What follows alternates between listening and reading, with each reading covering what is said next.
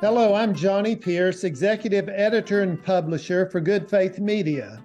Welcome to the Good Faith Reads podcast.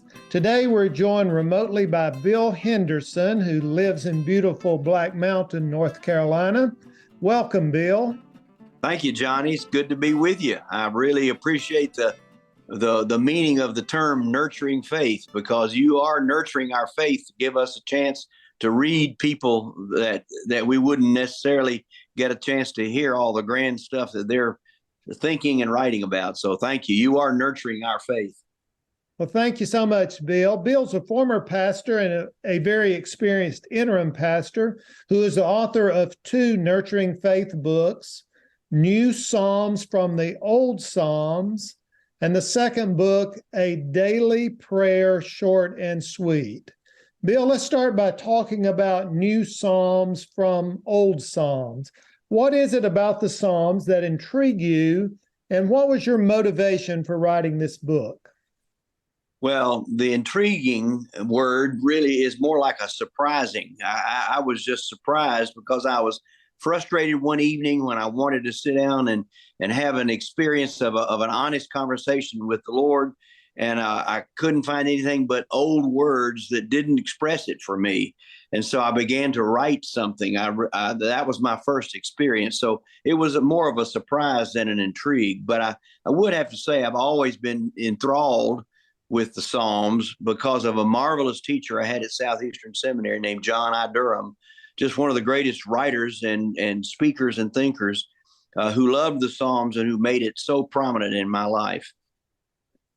Well, how does rephrasing the Psalms invite someone into a closer engagement with God, one that you even describe as disarmingly raw, real, and rigorous? I'll give you an image that comes right out of Scripture, and that is Jacob by the river Jabbok, who is wrestling with angels. And here's a guy who can't sleep at night. And many times our prayers are born in moments like that. But to think of prayer as wrestling with the angels, to me, is something that could incite other folks to literally have permission to wrestle with the angels, and then to get permission to speak and find themselves literally in the presence of God and able to articulate the things that they would like to have said if they had courage enough to do it. Well, before moving to your next book, let's let listeners know that we've known each other for a long time, more than 45 years, beginning when I was a student at Berry College, and you were the youth minister at the First Baptist Church in Rome, Georgia. So we go back a long way and share a lot of friendships. And one of my favorite people among the many fine people in that church was Harold Story, who became your father-in-law. And you assisted us in our publishing of Harold's memoirs, A Man of Peace Goes to War. Why did you want his story out for others to know?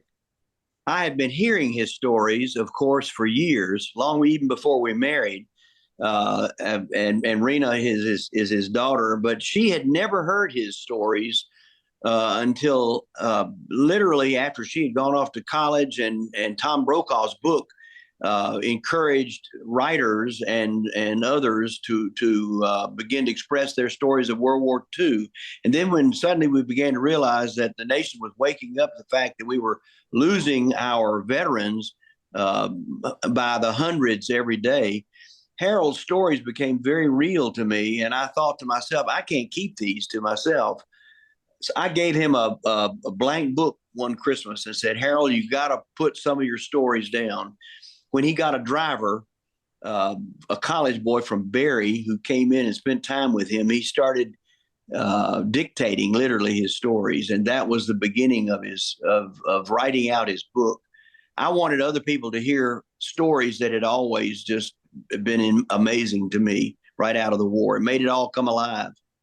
Well, he was a remarkable man with remarkable stories. I'm so glad that we were able to publish that book. Now let's move to your second book, A Daily Prayer, Short and Sweet. You say that prayer should be as natural as breathing in and breathing out. What do you mean by that? I've had the pleasure of talking to a lot of people about prayer and about their prayers. And it's interesting. People kind of mumble and fumble around and can't really articulate much about how they pray or when they pray or what form it takes. And that's always intrigued me. I had one person who told me, well, it's not like you think. It's not like what I learned in elementary school about a fire alarm where you stop, drop, and roll. He said, prayer is not like that for me. Prayer is just something that's ongoing. I read something recently. I love to read Buttrick's book about prayer, who talks about the lofty element of prayer that gives us a chance to articulate things to the Almighty. But then I read Abraham Heschel, a good rabbi that many of us are familiar with, who said something recently, and that is that the naturalness of prayer is a natural response to living in the mystery that we have been given. And that's a lot of what it's like for me, the natural breathing. And those who talk about their prayer, who really have a living conversation with God, can hardly express it. It's just something that you do naturally, like breathing in and out. Well, in your own life, how has prayer evolved during your spiritual journey from the time you were in childhood until today? I would love to ask you, Johnny, how did you learn to pray, or when did it start for you? And it started for you much the same way it started for me and for everybody else. As children, we learn to pray somehow.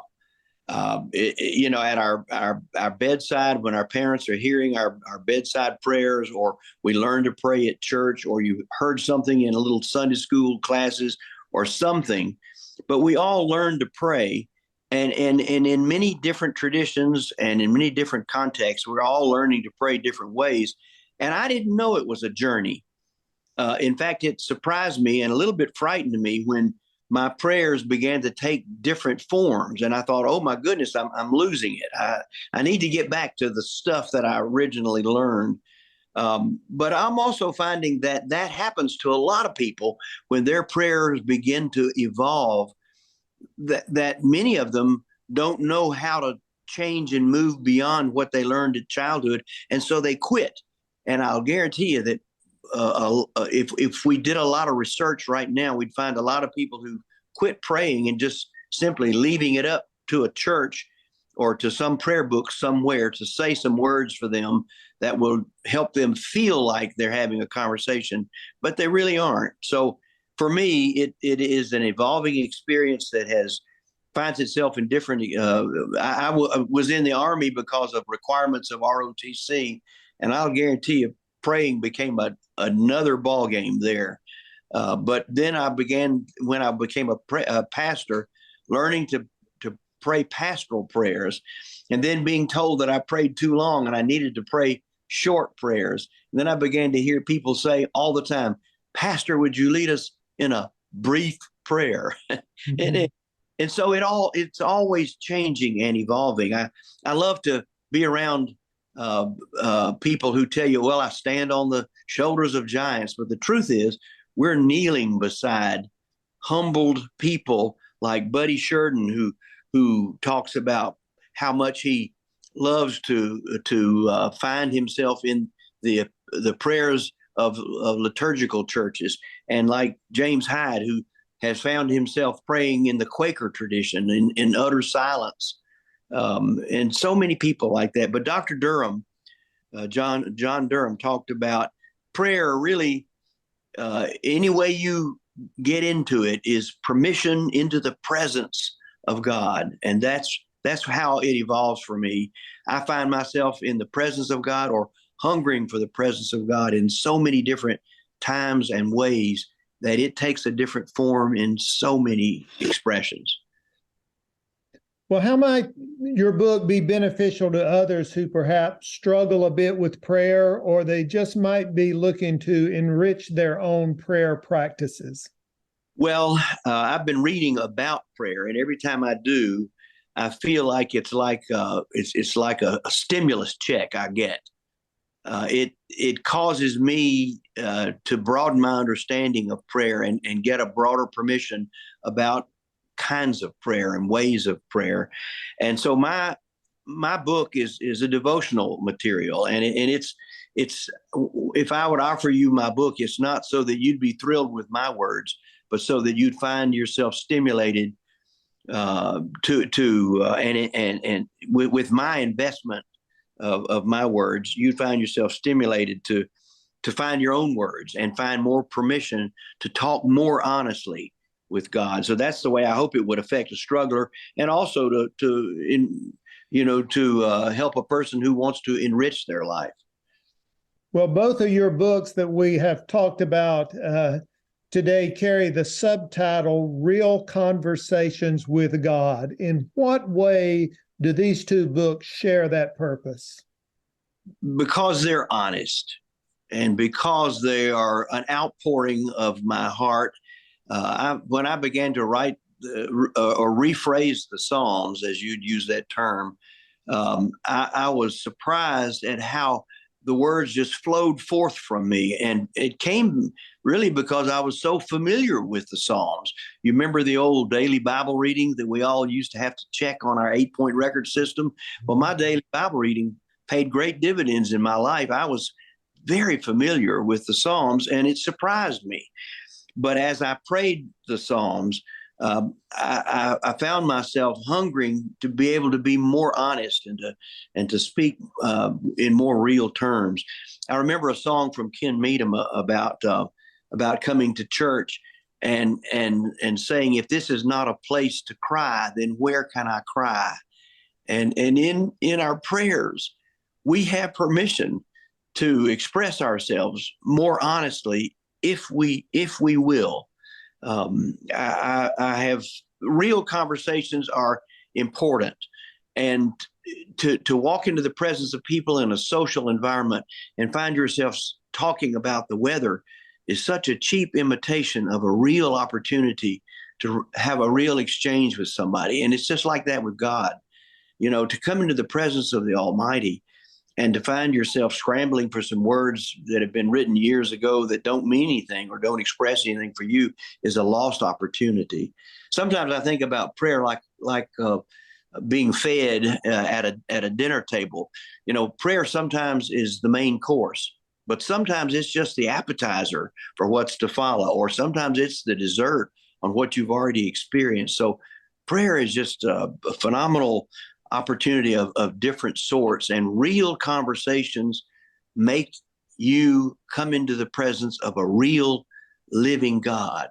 And that's what I hope these two books can mean that to people who have them. The titles of these two books by Bill Henderson are New Psalms from the Old Psalms and A Daily Prayer, Short and Sweet. Bill, thanks for joining us for this Good Faith Reads podcast. Thank you.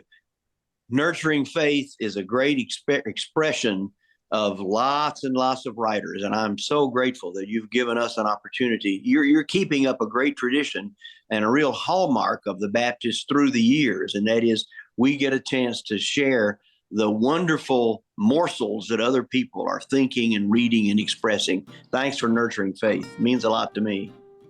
Well, these two books by William G. Henderson Jr. are available along with 150 or so other titles in the online bookstore at goodfaithmedia.org/bookstore. And should anyone else have a good book idea, you will find information on that site for submitting a book manuscript for consideration. Good Faith Reads is a short podcast that features the authors of Nurturing Faith books, the book publishing imprint of Good Faith Media. You'll find a variety of podcasts, videos, daily news and opinion, and much more at goodfaithmedia.org. Thanks for joining us.